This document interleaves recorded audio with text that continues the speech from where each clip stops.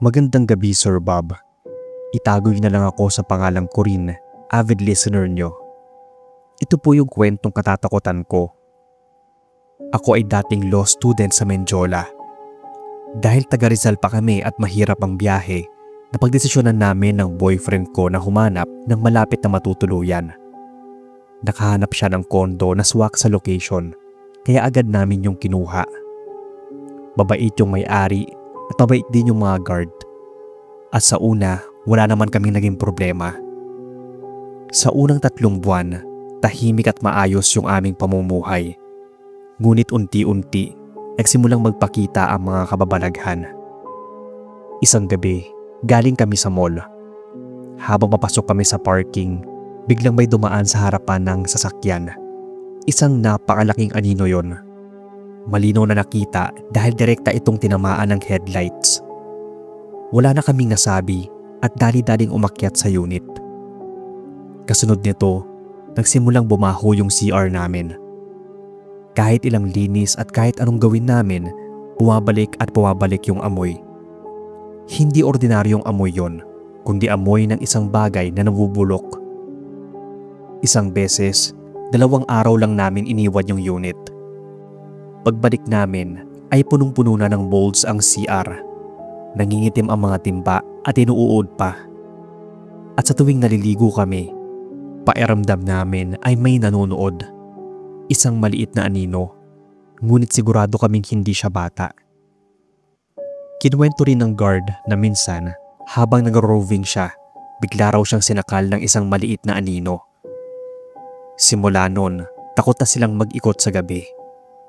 Dagdag pa niya, palagi raw nilang nakikita sa CCTV ang isang babae sa rooftop. Ngunit sa tuwing pupuntahan naman nila ay bigla na lang itong nawawala. Ang naapagtataka, isa lang naman ang daan papunta roon, ang elevator. Hindi natapos doon. Isang gabi, bigla akong nagising at sa gilid ng kama, may nakita akong babaeng nakaupo sa gaming chair. Mahaba at kulot ang buhok, nakatalikod. Hindi ko maaninag yung kanyang muka. Nagising yung boyfriend ko at agad akong pinabalik sa pagtulog. Simula nun, tuwing 1:00 hanggang 3:00 ng madaling araw, lagi naming naririnig ang malalakas na ingay mula sa unit sa itaas. Tunog ng hinihilang upuan, pagbagsak ng mga barya, at parang may nagpupukpok na karpentero. Iniisip namin, baka kapitbahay lang. Pero nang ireklamo namin sa guard, doon namin nalaman. Matagal nang bakante yung unit sa itaas namin. At higit pa roon, may namatay raw na construction worker habang ginagawa ito. May mas malala pa pala. Bago kami lumabas ng unit, sinisigurado naming patay ang lahat ng appliances at ilaw. Ngunit pagbabalik na, lagi naming naabutan na bukas ang lamp sa tabi ng computer. Ilang ulit namin sinisigurado, pero palaging ganoon. Kaya naglagay na kami ng simpleng CCTV na nagre-record lang kapag may galaw. At doon na nagsimula ang pinaka nakakakilabot. Biglang nag-on yung computer, sinundan ng pag-ilaw ng lamp. At maya-maya, parehong namatay. Ngunit mas nauna ang pag-off ng computer kesa sa ilaw. Kasunod nito, yung flashlight na nasa mesa ay kusa ring nag-on at off mag-isa. Nang muli naming ireklamo, doon lang inamin ng guard. Marami na raw palang nagpaamatay sa gusaling yon. Hindi lang nila sinasabi kung saang unit. Marami na raw ang tumakas dahil hindi na kinaya ang mga pagpaparamdam. Yun na nga yung huling gabi namin doon. Hindi na namin kinaya ang takot at tuluyan na naming iniwan yung unit. Hanggang ngayon, hindi ko alam kung ano na ang nangyari sa lugar na yon. Pero isa lang ang malinaw. Kung sino man ang susunod na uupa, good luck na lang sa kanila. Hindi ko na lang po sasabihin kung saan banda ito. Maraming salamat po, Sir Bob. Sa susunod ulit.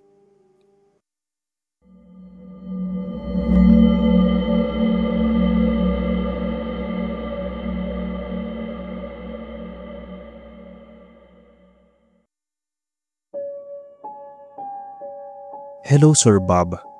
Itagoy na lang po ako sa pangalang C. Night shift worker ako at madalas pinapainggan ko yung mga stories mo habang nagtatrabaho. May iilan na akong unexplainable experiences, pero itong ikukwento ko na lang ay yung tungkol sa housemate namin. Nung high school pa ako, taong 2009, tumira kami sa capital city ng province namin kasi doon ako gustong pag-aaralin ng parents ko. Hindi ko na lang po sasabihin kung anong name ng city for privacy purposes.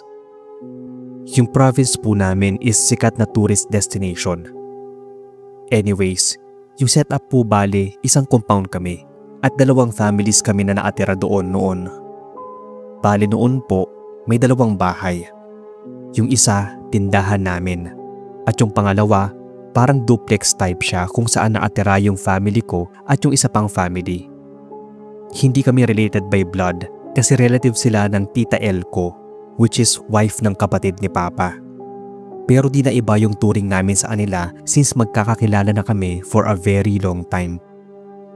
Bali yung nasa isang part ng duplex, kami ni Mama ang natira. At yung sa kabila naman si Auntie F, ate ni Tita L. Ate M, anak ni Auntie F.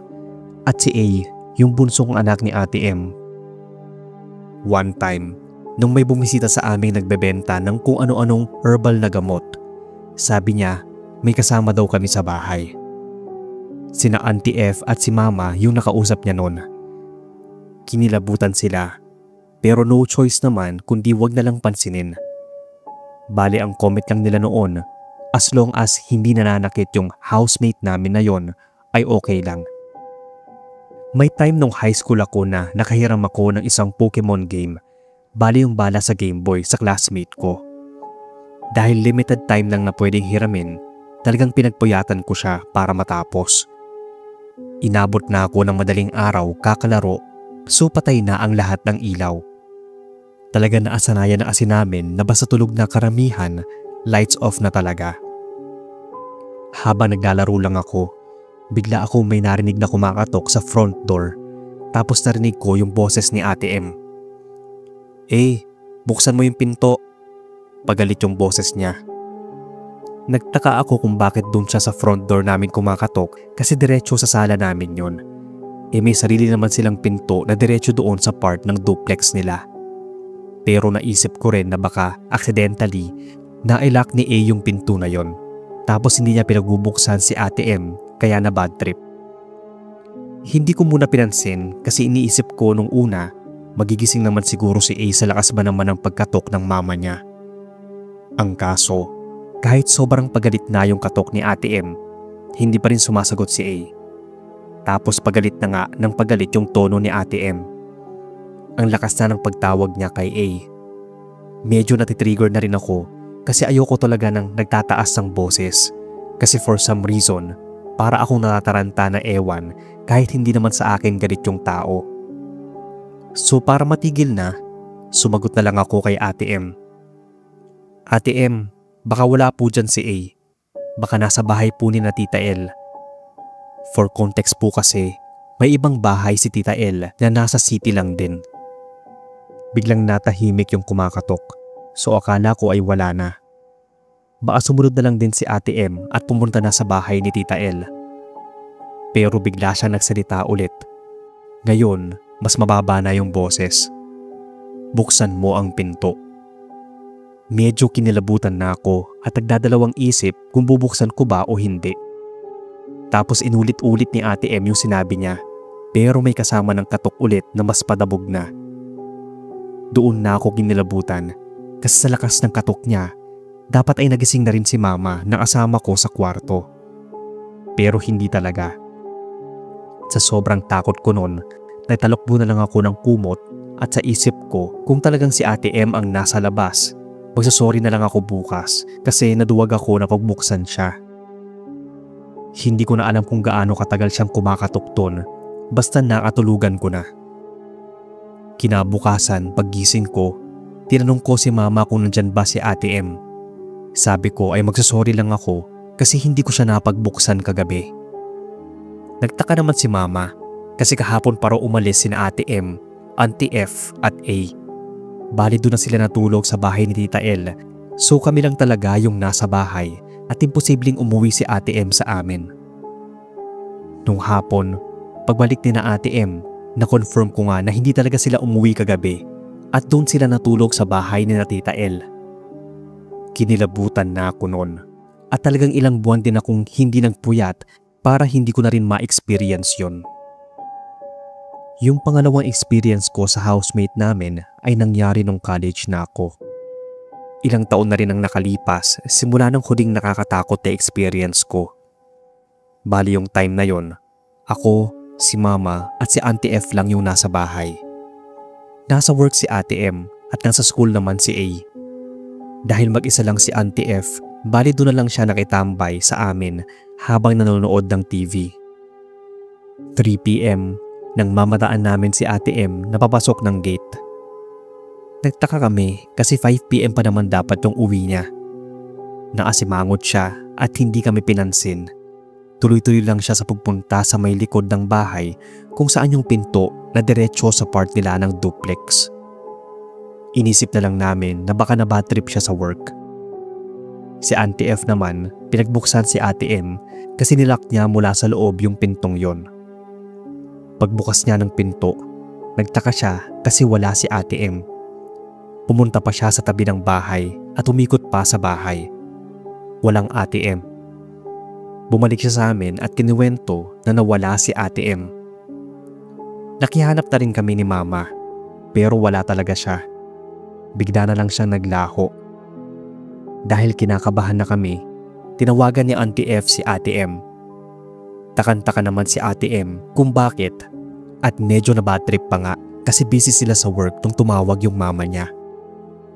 Nag-confirm nga siya na hindi pa siya umuwi at 5 PM pa talaga ang uwi niya. Kinabahan talaga kami noon at ayaw na nga akong palakarin ni Mama that day. Pero dahil magde-deadline na yung thesis ko, no choice ako kundi lumakad at trabahuhin yung thesis. Awa naman, walang nangyaring masama sa amin. A few years ago, may nakakatakot na na-experience naman sina Mama at Auntie F na ikinuwento nila sa akin.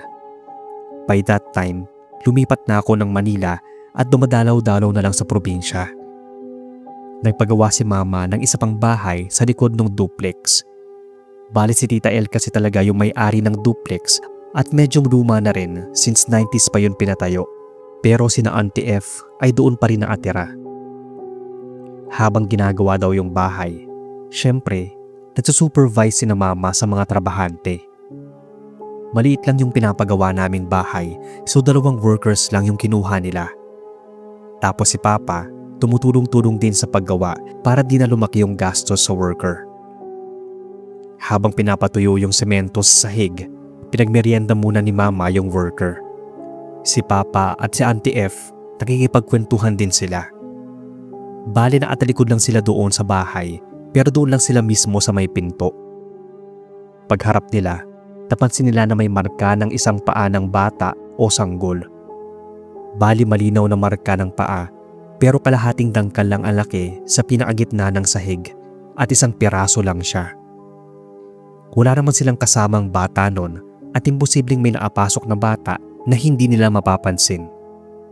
Tsaka ang weird na isang paa lang talaga sa gitna tapos wala nang ibang marka. Kung bata yon, marami dapat marka mula gilid hanggang gitna. Hanggang matayo yung semento, andoon pa rin yung marka. Wala naman ng ibang kababalaghan since then. Tingin ko, hindi naman masamang elemento yung housemate namin. Baka mahilig lang talaga siyang manakot o maipaglaro. Salamat sa pagbabasa, Sir Bob. Pasensya na at hindi masyadong nakakatakot yung kwento ko at medyo magulo. May iba pa akong unexplainable and possible paranormal experiences pero ito na lang po muna i-share ko for now. More power sa inyo.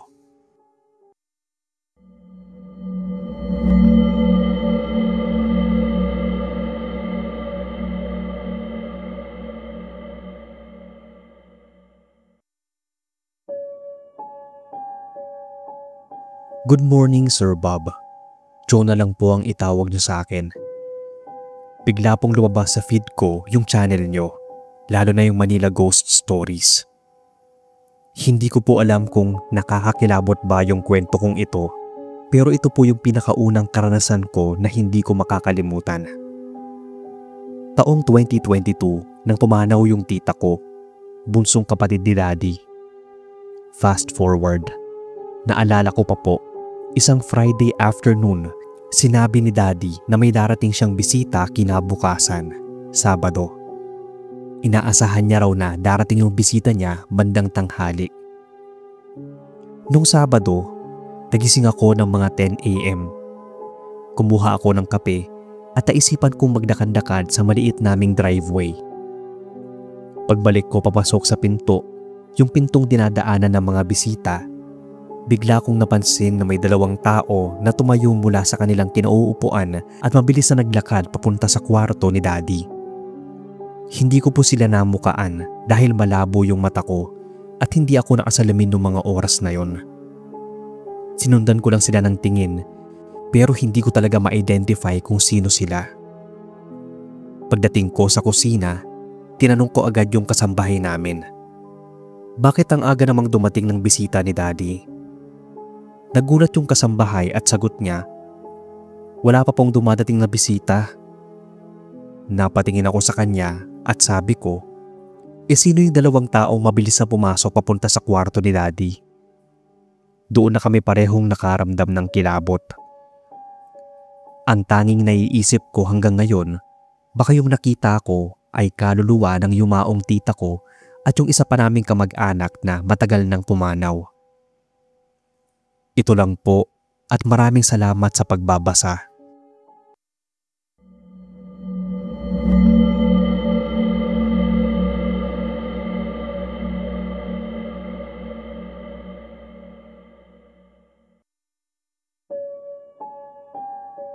Hello po Sir Bob. Ako si Chel, bago pa lang sa inyong channel. Naisipan ko na din magpadala ng karanasan ko. Bali 21 years old, taga Nueva Ecija at nagtatrabaho bilang junior graphic designer sa Mandaluyong. Naatira po ako sa isang lumang apartment malapit sa EDSA, pangatlong palapag, room 307. Katabi kong kwarto ay room 308. Hindi siya pinapaupahan. Sabi ng landlady kasi raw sira ang tubo. Pero sa totoo lang, gabi-gabi akong ginigising ng amoy ng bagong saing at ang tunog ng kutsarang hinihigop sa kawali. Wala namang tao sa unit na yon. Una kong napansin to nung ikatlong gabi ko pa lang sa apartment. Habang nagre-revise ako ng mga layout, bigla kong naamoy yung amoy ng kanin, mainit at bagong lutong rice. 12:00 na ng gabi. Sarado na yung mga tindahan at hindi ako nagsaing. Sinubukan kong i-check kung may kapitbahay sa kabilang unit. Pero tahimik. Maliwanag ang hallway. Pero yung pinto ng 308, laging nakaandado. Kinabukasan, tinanong ko si Ate Nena, yung caretaker. Sabi niya, ay iha, wala pong tao dyan. Matagal na pong walang umuupa. Sinubukan ko ulit tanungin. This time, tungkol sa narinig kong tunog na may nagsasaing, may naguhugas ng pinggan. Minsan pa nga, parang batang tumatawa. Napansin kong biglang tumahimik si Ate Nena. Tapos ang sabi niya lang, hindi lahat ng gutom, tao. Isang gabi, nagising ako kasi parang may kumakaluskos sa labas ng pinto ko. Pagbukas ko, may food tray na may tinola. Mainit pa. May sticky note. Para sa'yo, bumati ka naman minsan. Kinilabutan ako. Hindi ako kumain syempre. Kinabukasan, nakita kong may padugo sa sahig. Trail papunta sa 308. Gabi-gabi nang tumitindi ang mga naririnig ko. May iyak, may paghingi ng tulong. Minsan, tunog ng palad na pumapalo sa sahig. Paulit-ulit, parang galit. Hanggang isang araw, inabutan ako ni Ate Nena ng susi. Kung hindi ka makatulog, iha, tanungin mo na lang siya. Hindi ko alam kung anong pumasok sa isip ko, pero binuksan ko ang pinto ng room 308. Walang gamit sa loob, walang tao, pero may rice cooker sa sahig, mainit pa. May kaserola ng tinola sa mesa. At sa dingding, may mga sulat gamit ang uling. Patawarin mo ko, hindi ko dapat kinain ang anak ko. Kinabukasan, lumipat na ako. Hindi na ako nagpaalam. Pero bago ako umalis, may iniwan sa inbox ng email ko na hindi ko alam kung paano nakarating. Isang scanned photo ng lumang pamilya. May babae na may asawa at isang batang lalaki. Ang caption, Room 308, 1998. Huling masayang hapunan. Sana po ay mabasa niyo to. Maraming salamat at ingat ang lahat.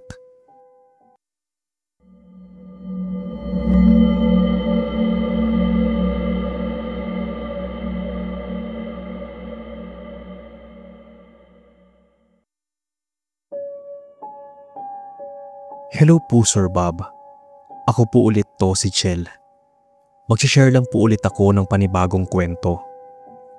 Nung naatira pa kami sa dati naming bahay, malaki at semento ang dingding. Napansin namin na kahit umaga, sobrang dilim sa itaas. Kahit may bintana, parang may bumabalot na anino. Isang gabi, mga bandang 12:00, natutulog kami ng ate ko. Bigla siyang nagising at sabi niya may naririnig daw siyang naghuhugas ng plato sa kusina. Lumabas siya para tingnan. At doon, nakita niya raw ang isang multong babae. Mahaba ang buhok, naabuting damit na parang basang-basa. Nang magtama raw yung tingin nila, nanigas yung batok niya at may manabig na hangin na dumampi sa kanya. Hindi raw siya maagalaw noon hanggang sa sumigaw siya at bumalik sa loob. Kinabukasan, tanghali, ikinuwento niya sa amin yung nangyari. Pero syempre ako, hindi agad naniwala. Pero nung maghapon, habang naglalaro kami ng pinsan ko, bigla niya akong sinaksak sa daliri gamit yung patpat. Umiyak ako at umuwi. Pumunta si nanay sa bahay nila at humingi ng tawad ang tiyo ko. Kinagabihan, habang naduduyan ako, napansin ko na may malabig na hangin na dumaan sa batok ko. Kasunod nun, may narinig akong iyak sa CR. Boses yun ng bata. Mahina pero malinaw. Parang nauuntog sa pader habang umiiyak. Dahan-dahan akong tumayo. Lumapit ako sa pinto ng CR. Mas lumalakas yung iyak. Hawak ko yung siradura. Pero biglang parang may kumakaluskos sa loob. Kinabahan ako at umatras, pero hindi ko maialis yung tingin ko sa pinto. Pagtingin ko sa sahig, may anino ng paa sa ilalim ng gap ng pinto, pero hindi paa ng bata. Malalaki, parang paa ng matanda, pero nakapaling paharap sa akin. Napalunok ako at umatras ng dahan-dahan. Biglang sumara yung pinto ng CR ng malakas na parang may sumipa. Doon na ako sumigaw. Pero imbis na maniwala, pinagalitan pa ako ni ate. Ilang araw matapos yon, umalis si ate nang hindi nagpapaalam. Naiwan ako mag-isa. Tahimik ang bahay. Pero sa gitna ng katahimikan, narinig ko na naman yung iyak ng bata sa CR. Ngayon, mas malapit, mas malinaw, at may kasamang mahina pero matinis na halakhak. Parang tinatawag ako kasi narinig ko ang sabi, laro tayo. Tumakbo ako palabas ng bahay at pumunta sa bahay ng pinsan ko. Nandoon si ate, pero sinabi lang niya na ang OA ko raw. Pag uwi namin, bigla ako nandamig ng todo. Para bang may kasunod kami na hindi nakikita. Isang umaga, naglakas loob akong ikwento kay nanay yung narinig kong boses ng bata. Sabi niya, "Huwag mo nang pansinin yan, baka matroma ka lang." Hindi na ako lumilingon tuwing may naririnig ako sa bahay na yon at hindi na rin ako muling tumira doon nung paglaki ko. Minsan, mas mabuting sundin ang payo ng magulang dahil kapag huli na ang lahat, Baka hindi lang trauma ang iuwi mo. Baka may sumama pa sa'yo.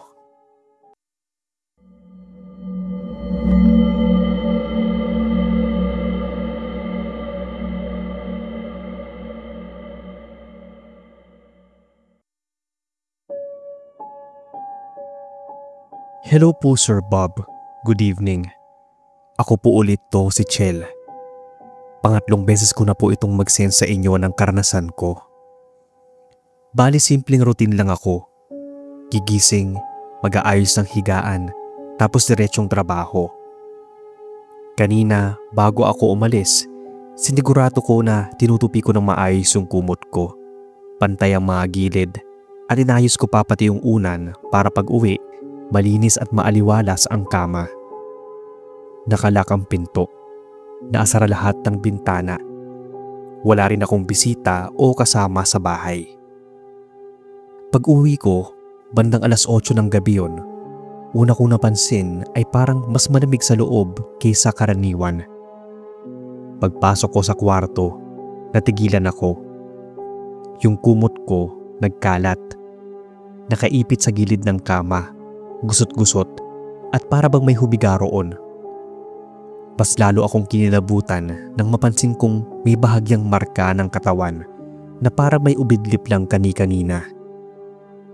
Sinubukan kong isipin kung baka nakalimutan ko lang nung umaga na tiklupin. Pero malinaw sa isip ko yung bawat galaw ko bago lumabas ng bahay. Nakalak yung pinto pag alis ko at intact pa rin ang lock nang dumating ako. Pilit kong kinalma ang sarili. Kinuha ko yung phone ko at tinawagan yung landlord para magtanong kung may pumasok ba sa unit ko. Wala, Chel, sagot niya. Hindi rin naman ako pumapasok sa mga unit ng nangungupahan nang walang paalam. Habang nagliligpit ako, napansin ko ang isang bagay na lalong nagpatayo ng balahibo ko. Sa unan, may nakapulupot na ilang hibla ng buhok. Mahaba at kulay gray. Hindi sa akin yon. Sinilip ko yung ilalim ng kama, yung mga sulok ng kwarto, pati aparador. Wala akong nakita. Pero habang nakayuko ako, parang may malamig na hangin na dumampi sa batok ko, kasabay ng mabagal na buntong hininga na hindi galing sa akin. Hirap akong matulog nun. Pinatay ko ang ilaw, pero pinili kong huwag magkumot. Mga 3:00 ng madaling araw, nagising ako dahil parang may mabigat na tumabi sa akin. Ramdam ko ang bahagyang pagdiin ng kutsyon at ang malamig na hangin sa tenga ko. Pagdilat ko, wala akong nakita. Pero yung kumot, maayos na nakatakip sa akin kahit hindi ko naman ito ginamit bago matulog. Kung mag-isa ka sa bahay at may palatandaang may ibang gumalaw sa mga gamit mo, huwag mo basta ipagsawalang bahala. Minsan kasi, hindi ka na pala nag-iisa at baka ayaw ka na ring paalisin.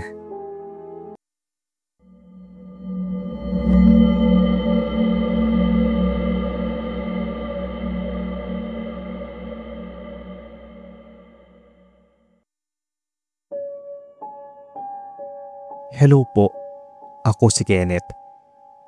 Ang kwentong ibabahagi ko ay karanasan mismo ng mama, papa at mga pinsan ko.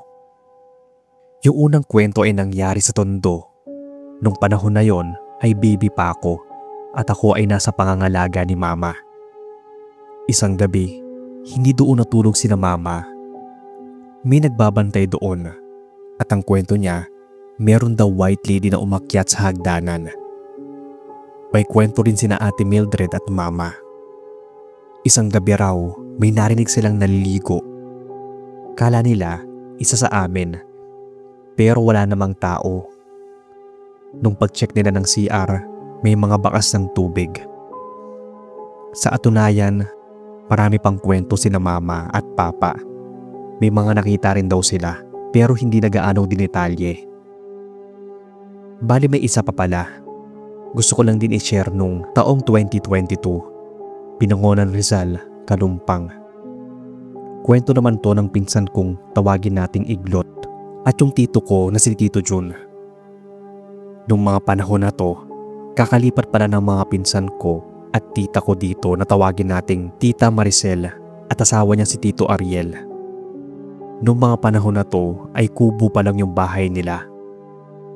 Isang gabi raw, siguro alas 12 na yon, nagising yung mga pinsan ko na sina Iglot at Rainiel. Silang dalawa, habang kainitan ng laro ay may narinig na babaeng umiiyak. Hindi nila alam kung saan to nagmumula. Basta yung pag-iyak ay yung parang humihingi ng tulong. Tapos isang beses daw, mga 2 AM na daw yon, may matandang humihikbi naman. Yung karanasan naman ni Tito John at ni Mama, isang beses daw, lasing na lasing si Tito John at natulog siya sa duyan. Paggising daw niya ay may white lady nang nakaharap sa kanya. Pero agaran daw itong naglaho. Ikalawang experience naman niya. Paglabas ni Tito John, pinakita siyang figura ng isang lalaking nakahubad at nakatalikod sa kanya. At sa dulong banda ay babae. Paglingon daw niya ay wala na yung lalaki, ganun din yung babae. Kaya dali-dali siyang pumasok ng kwarto niya. Ito naman ay karanasan ni Tita Maricel. Habang nagkakape daw sila ay may dumaan. Akala niya yung isa naming pinsan na si Inda. Ayon kay tita, bigla daw itong naglaho sa kanyang paningin. Kung iisipin, nakakatakot yung mga karanasan nila. Sa kasalukuyan naman, wala kami masyadong nararamdaman dahil marami-rami na ring bahay doon. Pero meron pa rin tulad ko na kapag naroon at gising ng 12 AM, minsan ay kinikilabutan bigla kahit wala namang nakikita. Hanggang dito na lang po muna. Marami pa po kaming karanasan na saka ko na ikukwento. Maraming salamat.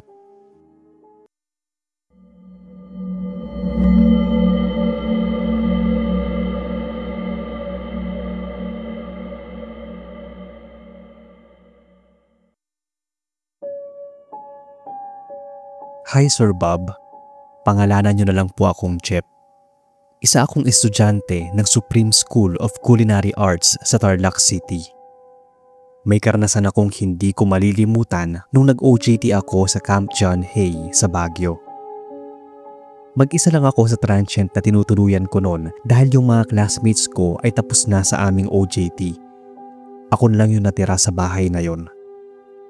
Nung magkakasama pa kami sa bahay, may naririnig na ako sa mga classmates ko na hindi raw sila makatulog dahil may parang naglalakad sa labas ng kanilang kwarto. Parang naglalaro pa nga ito ng kung ano. At minsan sinasabi nila na kumakatok pa ito. Nung una, hindi ako naniniwala sa sinasabi nila. At una sa lahat, isa akong INC. Sa aming religion, hindi kami naniniwala sa multo dahil sa paniniwala namin na kapag ang tao ay namatay, ang katawan nito ay nilikha ng Diyos sa alabok. At dahil sa ito ay yari sa alabok, ay sa alabok din nauuwi kapag siya ay pumanaw. Ang schedule ko ay 1 ng hapon at uuwi ako ng 11 ng gabi.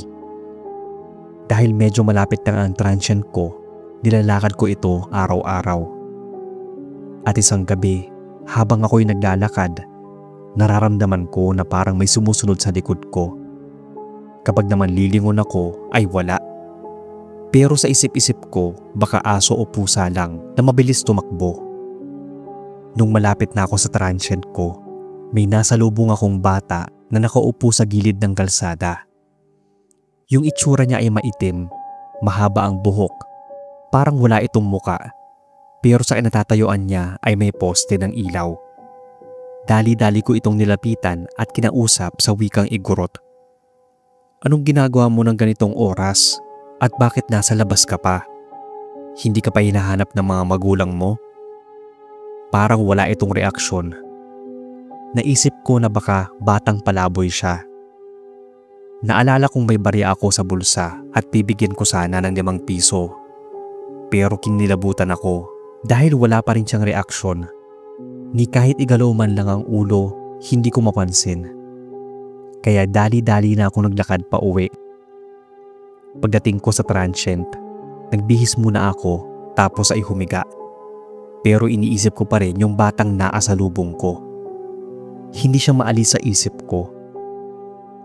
Maya-maya, nakaidlip na lang ako sa sobrang pagod. Nang nagising ako, may narinig akong parang nahulog na barya sa labas ng pinto ko na para bang naglalaro ito ng mga barya. Dali-dali kong pinakinggan. Dinikit ko yung tenga ko sa pinto dahil ayaw kong buksan gawa ng natatakot ako. Nagdasal ako at biglang huminto yung naririnig kong mga baryang tumutunog. Nagawa ko pang magpicture that time at nagbabaka sakali na mahagip siya ng kamera ko. At may nahagip yung kamera ko na naasilip sa ilalim ng isang kama.